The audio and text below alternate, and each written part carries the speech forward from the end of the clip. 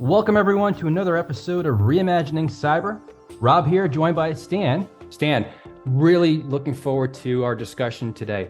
We have Roland Clouthier joining us. I know you're going to get into the details on his background, but we just had a conversation with Tim Rubber on the last podcast drop, and it was all about areas to start thinking about and applying different kind of mechanisms around your security budget. And as we go in with Roland, we're going to really cover those focus areas for next year. And one of the things we will absolutely jump into is the AI topic, of course. But there's an interesting thing, obviously, that you're aware of with the Biden administration. You want to talk a little bit about that? Yeah. So the Biden administration is trying to get ahead of the curve, and they issued this executive order on safe, secure, and trustworthy artificial intelligence. And they're trying to lay some of the, not guardrails at this point, it really is trying to get some action going on how we need to be thinking about protecting these algorithms, ensuring that, as this area evolves, that we are, at least at this page, on a voluntary basis, trying to ensure that those providers of AI are putting in place the proper safeguards and ethical considerations. So I think that, we all, as, most of us being users of artificial intelligence or will be users of AI, we are sort of at the whim of some of these that are providing this as a service. And we hope that they're doing the right thing. But the EO is sort of setting that mindset for the industry, as well as those in the federal government, the agencies, as far as their use of AI. And hopefully that is going to sway providers. Well, I'm really looking forward to that conversation today. Why don't you get into exactly who it is we're speaking with? Very exciting guest today. Well, Rob, today we have our guest, Roland Clouthier. And Roland is currently a principal with the Business Protection Group. And he's held some significant CISO positions, including at TikTok, and he was a VP and Global Chief Security Officer at ADP, as well as the VP and CSO at EMC. Roland, it's delightful to have you with us today. Before we dive into the conversation, anything else you'd like to add about your background? Absolutely not, Stan. That's just way too much as is. So no, I'm good. Thank you. Well, hey, as you know, having been in the seat many times for many years, autumn is sort of the budget planning time frame, right? When people sort of get in the midst of their budget for next year, and we're interested in hearing your insights as to what you think the key priorities are. And I have to tell you, last month I had the opportunity to not only attend our worldwide conference, the OpenText World in Las Vegas, but also the Gartner IT Summit. And artificial intelligence is the buzzword of the jour, right? Oh, that's a thing. It's not a surprise, right? So I imagine that's somewhere on your priority list, and I'm curious as to how you think information security programs should, integrate that into their planning, either where they're within their own controls or how they're going to help monitor what's happening as far as within the business. Yeah. So first of all, if you want to be a CISO next year or the year after, you better figure it out, right? Like from a planning perspective, the use of AI or even the understanding of it within your environment is super important. Now, like a lot of the bigger organizations, they've been doing ML, AI, and until the ChatGPT, big LLM, integrated with your own data asset capability came along over the last year or so. A lot of that kind of ran in the R&D space in the CTO's organization, and CISOs didn't have direct management or control authority over it in any realistic way. And now, of course, everyone's looking at them. And I think it's good for CISOs to look at it in two ways. The first is, if my business is going to compete and succeed in the industry we're in today, and everyone else is using AI to reduce their OpEx and adjust their margins and drive new technology to make us better than the next guy, well, I better be doing it too, and I better enable my organization to be able to do that. So I should have a focused capability on helping them accomplish that.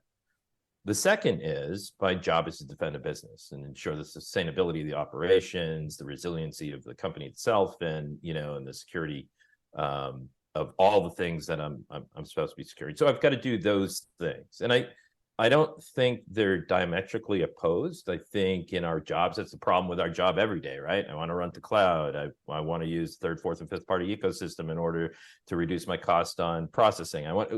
We have to deal with these things every day, and AI is just a faster way of doing that. And I think there are key components we need to look at. So first of all, on the how do I help my organization figure this out? Because a lot of them are turning to us and say, make us safe and let us use AI, right? Mm-hmm. Like it's not necessarily our jobs. There's a CPO, there's a CRO, there's an EIO involved across the entirety of the board. But helping focus up, and I think the team like over at General Mills did a great job, right? Like they sat down, they created an oversight organization, had the right people in it, and then they created clear guidelines. Like, thou may not do this. Thou can do that if you think it's cool. And it fits into this category. Thou may do this if you go through a process, with this type of information. So they established clear guidelines, not a hard and fast policy, but clear guidelines. And then they educated their entire company. Like their entire company, they went and said, "Here's how you can use AI." And here are the guardrails, right? And exactly, then ensuring that everybody understands what those guardrails are and how that potentially could then jumpstart their processes from there.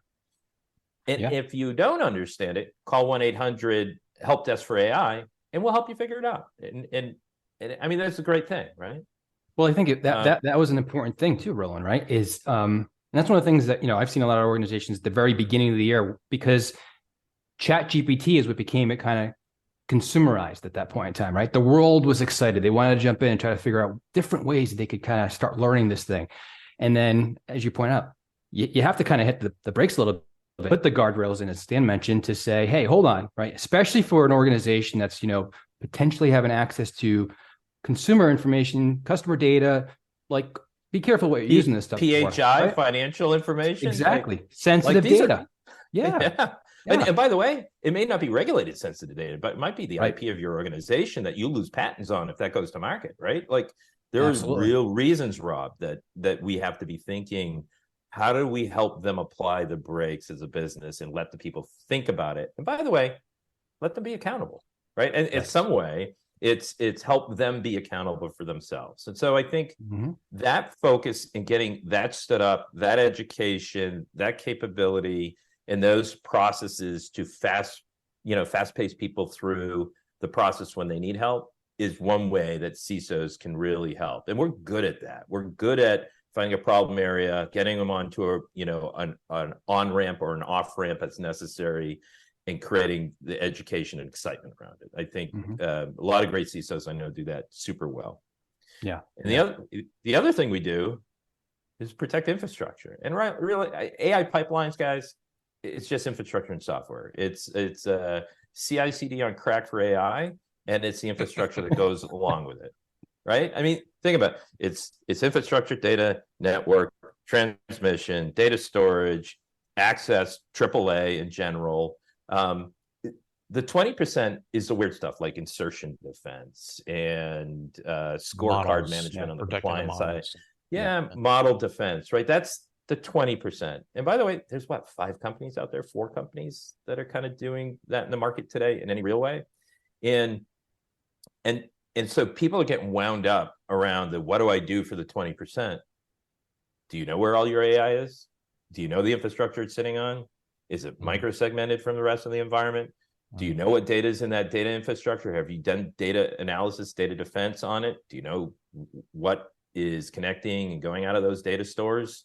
All right. Do you know your API infrastructure that is connected to that? And do you have the right controls and monitoring capability in place? You've got enough work for the next year or two to protect the define, segment, and protect your AI environments that will get you 80% of the way of protecting it. The rest of it, there are great partners out there. So priorities for AI, help your company be successful in embracing and understanding it.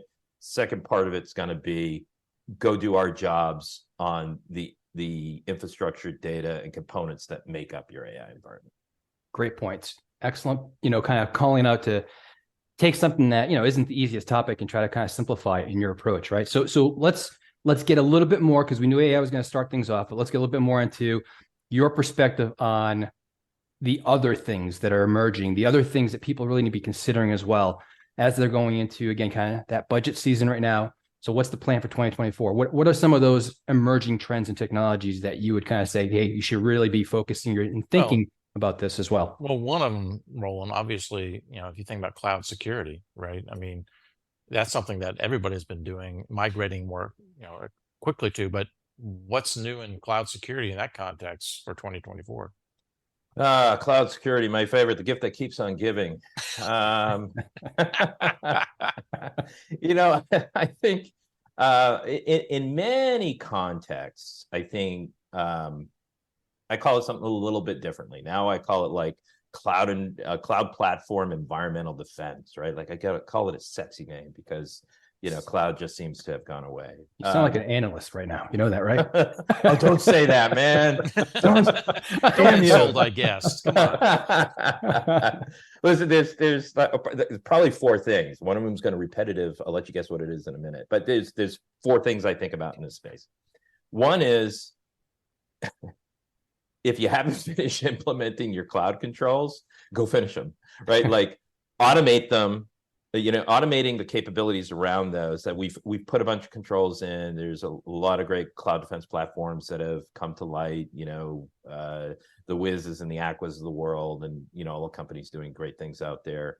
But your companies have now integrated cloud as a component of how they build and develop their business at speed, right? Mm-hmm. Like, so I'm going to start a new service that's going to start up in 12 seconds, not 2 weeks, not 2 months, 12 seconds. 12 seconds, right? Yeah. So I'm growing astronomically, and I have to keep the controls, the capabilities to protect, defend, monitor, and be able to respond to those environments. So to be able to integrate all of that stuff into my SOAR, into my SIM, into my business resiliency, like that has to happen with automation. So whether you do it yourself, bring in a partner, I don't care. Think about your heterogeneous cloud environments and how you're providing your services at scale and speed. And so in 24, clean up and automate, I think is huge.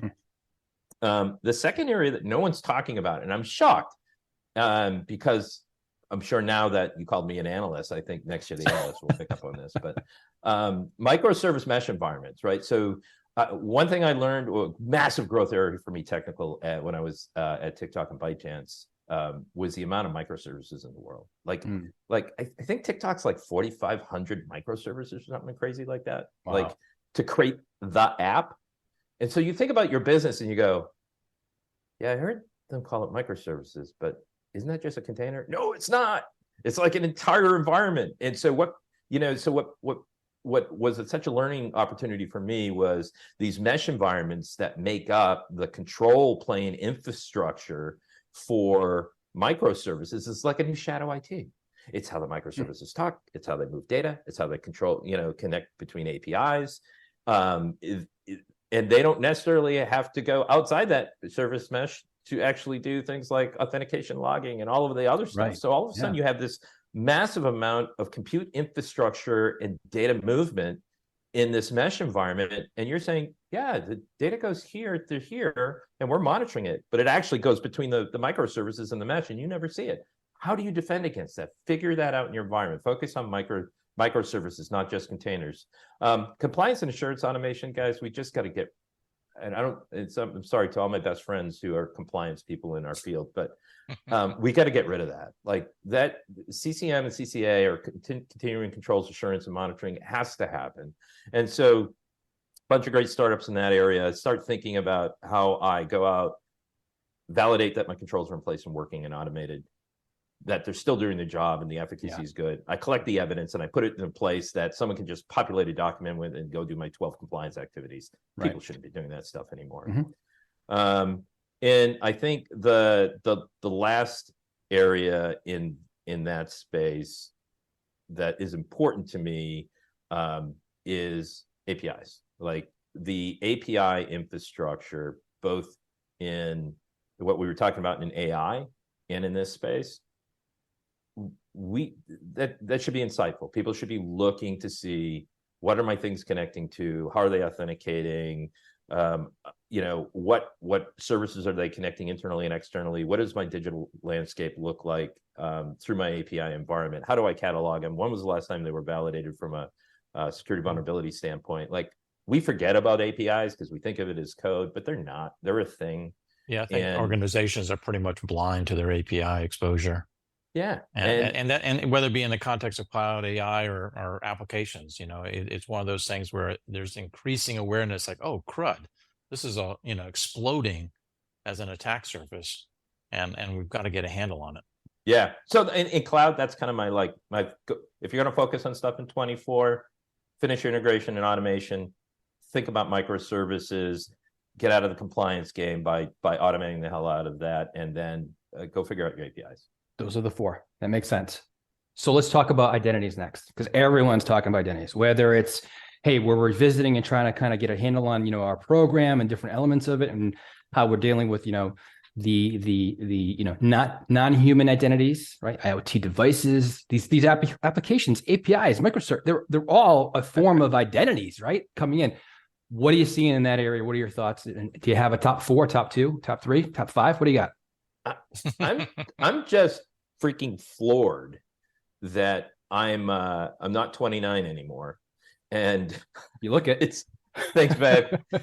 And it's a couple of years later from when I started, and the first big project I did was around identity, and we're still talking about it because it's so and I get it. It's massive to scale, but you're right. It's, first of all, this might be a newsflash, but if you haven't done centralized AAA and identity assurance, maybe you should centralize, right? Like, Yeah. But you got to go beyond that. So step 1, centralize it. You actually manage it, control it, and validate it, and you know what's going on. I think the second one came to me this year, and not through my personal experience, although I've had to do some stuff in the social side around inauthentic identity and individual validation and verification. But this whole new world around identity verification to access validation, like the proofing of it, basically. Yeah, like the whole issue that happened out with our favorite folks in Las Vegas, last month, and a couple of those really well-designed hacks gets back to identity validation. So some of the work we do online for verification and validation, we never really talk about what does that mean for our enterprise or platform access management. Well, I think that whole broader category of just identity governance, right? And identity proofing being part of that. But having a handle on how you're governing your identities, not only for, again, carbon-based life forms, but also the non-carbon-based life forms in your environment, that's key. So my suggestion to my peers for 24 is, don't have to solve for it. Go do your threat mapping, right? Like, figure out what identity verification means to you for your administrative access, to your general employees, to your executives, to what does that mean? Money movement versus approvals versus cloud access. Like, what does that mean? And how do you do that in a meaningful way where you have the most risk? So I think this year, risk assessment around that super, super important. The other focus, and I'm a big transparency guy, like let's go out and find it, because if I can't see it, I can't protect it, right? Like, I have to understand it to be able to do it. So what's the beyond the human? And really, Stan, you were talking about that, beyond the carbon-based life forms, right? Like, machine-to-machine access, application authentication, token verification and validation. These service accounts that, let's face it, are abused left and right because they're sort of under the radar. And who moves them? Who has access? How long does token verification work across how many platforms can use it? Right? If you have one token management, that is for a specific let's say it's a go-to-market application you're using, and it's used across the entire chain, is that good? Probably not. Is it good for 48 or 92 hours or 3 weeks? Probably not good, right? You're going to have to start doing threat-based analytics on this beyond human identity authentication and authorization capability. And it starts with cataloging it and understanding it and making sure you have a good handle on it. Yep. So in the area of data, right? Data is like the new oil. People, they're looking to mine the data to be able to take and monetize the data they've ingested into their enterprise, right? And we still run across organizations that really don't still have a handle on where their sensitive data is, whether it be in structured or unstructured repositories. What do you think the priorities are in that context of, again, knowing what you're trying to protect, and then in these different use cases in the organization, whether it be for analytics or other things, how then to ensure that in 2024 that data is protected appropriately? Yeah. This was a life lesson over the last 3 or 4 years. Like, I've been in critical infrastructure defense and big data type organizations since EMC, ADP for a decade. Like, they really, really sensitive data. Where your information is, how you're protecting consumer data. Like, table stakes, right? Silly discussion. But when you really start getting into the details of compliance and assurance and validation across jurisdictional lines, and the implication of privacy enforcement requirements and be able to operate in different jurisdictions, right? Like, this becomes super important. And you know, I used to get a lot of pushback when I talked about this, Stan, because people would say, well, you're a multinational, you're rolling, you're a CISO of big companies, you know, you're in multiple countries, you know, that's super important. You know, we're a republic of 50 states, and they are all their own governments. So, yeah, each one has their own set of requirements now. Right. You know, if you're holding children, if you have children's data like under the age of 16 in Illinois, it's very different than having it in Florida, right? Like, in the states treat it very differently. And so your accountability for managing and assuring the level of protection of the data within your care, custody, and control is super important. So data defense is now, I ask a lot of my peers, like, so what are you doing in data defense area? Well, we're going to implement X to go find it. That's great. I mean, from my perspective, as long as you're doing the basic 4 things, where is it? What is it contextually? Not just, is it a social security number or a driver's license or a federal ID card? Who has access to it? And where did it come from? And where did it go? So then you can apply, you know, all the things that you were talking about, Stan, like, you know, am I supposed to use that data in a certain context or not? Right? Like, if you can answer those 4 things, you're probably at the top, you know, 10% of, or 5% of companies that can do that. But that is super hard. So organizations have to be able to find their information, apply controls, and do it in a reasonable time. We can't take 4 weeks to scan our data stores and come back and say, I know where my PCI stuff is, and I know where my health care stuff is. Well, there's a legacy piles of data, right? I mean, that's one thing, but we're also the volume just of these ingestion of new data. Sort of like, you need to get a handle on the new data as it's coming in and catalog it and protect it. Yeah. But then you have the piles of data that are becoming, you know, toxic potentially in your environment, and you need to be able to act on that as well, including talking to the business unit about, let's get it out if we're not using it. It hasn't been touched in 6 months. It's duplicative in 14 different areas. We're using up this much storage, which equates to this in dollars. You are 100% right. And you can't do that unless you instrument the totality of your environment to be able to see it and know what it is. And if we keep going down this path, is I'm going to scan for weeks, and I'm going to tell you where our driver's license is, first name, last name, date of birth.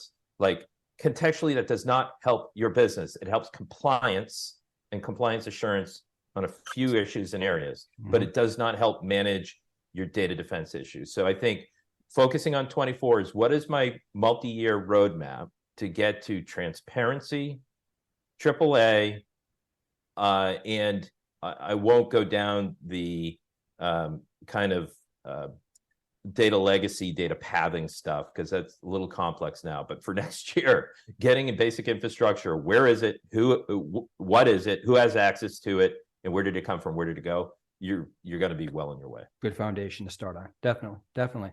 So Roland, I think I'm going to do the 5 takeaways, right? These are the 5 areas that we've discussed that you were saying, hey, listen, if I'm looking into next year, and also building the plan over multiple years, of course, right? AI, we start off because that's the hot topic. Everybody understands, right? But it's getting, you know, kind of a better perspective of, as you said, if you can do certain things, you can get good head start. You can probably cover about 80%, kind of putting the right policy guardrails in place, helping you get augmented on that side of it going forward. Then you talked about, hey, listen, cloud. We've been talking about cloud for the past, 4 or 5 years now, and it's continuous in the conversation. Yeah, continuing the conversation, right? I kind of go back to the whole, like, we're still trying to figure out really what is the shared responsibility model. And it's like, come on, really? We're still dealing with that, but people are, right?